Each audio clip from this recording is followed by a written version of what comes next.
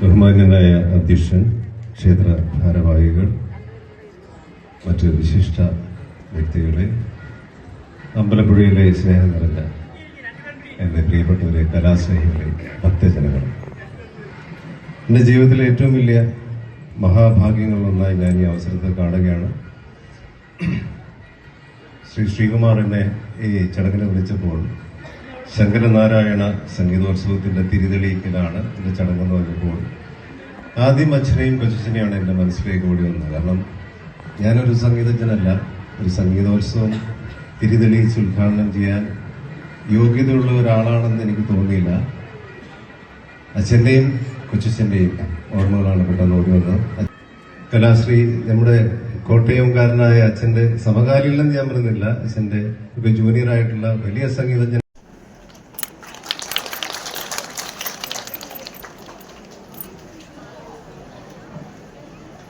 ഇന്നത്തെ നമ്മുടെ സുവനീർ പ്രകാശനം നിർവഹിക്കുവാൻ എത്തിച്ചേർന്നു.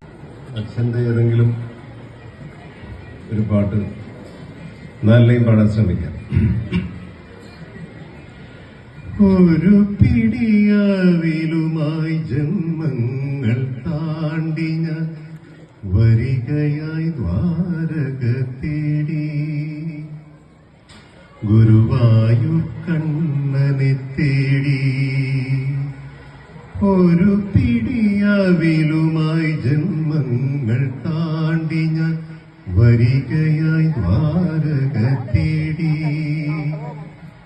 ഗുരുവായൂർ കണ്ണനെ തേടി.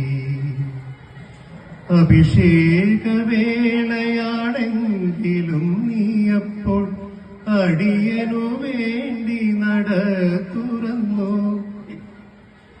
1000 മണിയൊച്ചയെതിരേറ്റു എന്നെ അവിടുത്തെ കാരുണ്യമെതിരേറ്റു, അവിടുത്തെ കാരുണ്യമെതിരേറ്റു.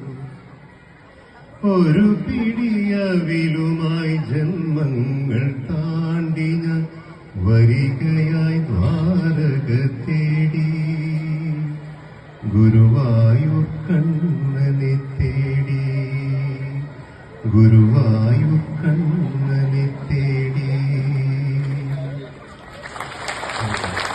ക്ഷമിക്കുക.